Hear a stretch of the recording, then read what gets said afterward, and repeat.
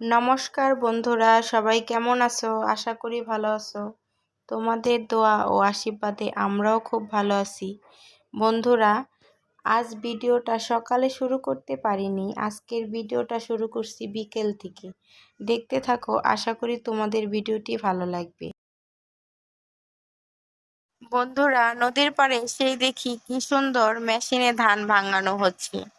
সকল কৃষকেরা তাদের ধানগুলো মেশিনে ভাঙাচ্ছে, কি দারুণ লাগছে দেখতে।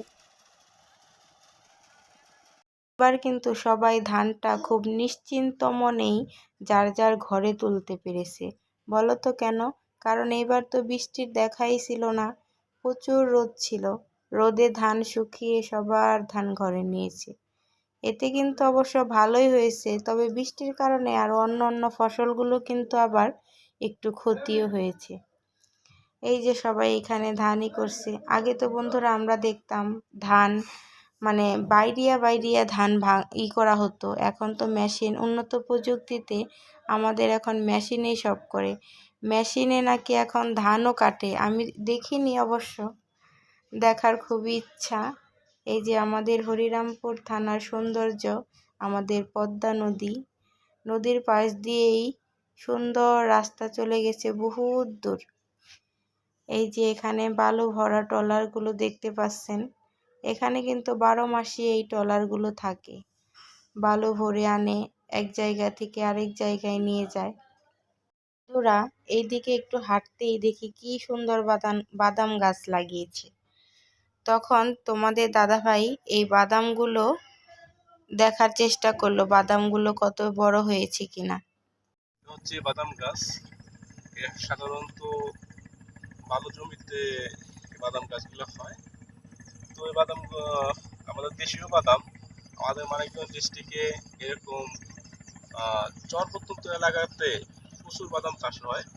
তো বাদামগুলো খেতে যেমন মজা, ওই রকমই সুস্বাদু।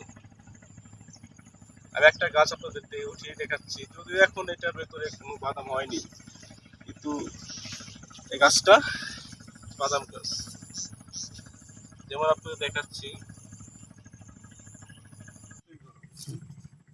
আমাদের এই বাদাম গাছটা আমি একটু উঠিয়ে দেখাচ্ছি, ঠিক আছে? এরকম কিরকম বাদাম হয় নিচে দেখাচ্ছি আপনাদের। এই যেমন একটা গাছ আমি উঠালাম এখান থেকে, যদিও এর ভিতরে এখন কোনো বাদাম হয়নি। এই বাদামগুলো এখনো কাঁচা। এই বাদামগুলো যখন পূর্ণাঙ্গ বয়স হবে বাদাম গাছের, তখন এই বাদামগুলো অনেক শক্ত হবে, আর তখন এই বাদামগুলো শুকাতে হয়, শুকিয়ে পরে এগুলোই করতে হয়, তারপর বাদামগুলো পরিপক্ক হয়। এই হচ্ছে কাঁচা বাদামগুলো, যে আমি উঠে দেখালাম আপনাকে, রেখে দেয়। এই হচ্ছে বাদাম, এই পর্যায়ে এসেছে। এই বাদামটা একই সময় এখনো দেখুন, এখনো টিপ দিলে অলরেডি এখন পর্যন্ত ভিজা, দেখুন হাত ভিজা যায় আমার। তার মানে বাদামটা এখনো পরিপক্ক হয়নি। বাদামটা যখন পরিপক্ক হবে তখন বাদামটা অনেক সুস্বাদু হবে। যেমন তারপরে আপনার এটাকে রোদে শুকাতে হবে, কিন্তু এখন এটা কাঁচা। এই বাদামটা এখনো মানে নিচে, বাদামের গোড়ার নিচে যখন অনেক ঝুপি থাকে, সেটা হইতে অনেক সময় নেয়। এখনো এটা কাঁচা, দেখেন এটা অনেকটা কিসের মতো লাগছে, অনেকটা জেলির মতো লাগছে ভিতরে, যার পরিপ্রেক্ষিতে এটা বোঝা যায় এই বাদামটা এখনো কাঁচা। বন্ধুরা, বাদাম গাছগুলো দেখার পরে আমরা আরো সামনের দিকে এগোলাম। নিরিবিলি পরিবেশ, পদ্মার পাড়ে ভালোই লাগে সময় কাটাইতে। আর বিকেলবেলা হইলে তো কোনো কথাই নাই, মনটা একদম খুব ভালো হয়ে যায়। একদিকে নদীর নিস্তব্ধতা আর অন্যদিকে সবুজে ঘেরা গাছপালা ও বন, খুবই ভালো লাগে। তো আমরা এই যে গাছটা দেখছেন মানুষ এখানে পোড়ায় ফেলাইছে, এটা হচ্ছে আপনার ফসলি জমিতে যখন এই আগাছাগুলো হয়, বনগুলো হয়, তখন এই মানুষ এই গাছগুলো আগুন লাগিয়ে পুড়ে ফেলে। এই জন্য এই জায়গাটা এরকম পোড়া পোড়া লাগছে।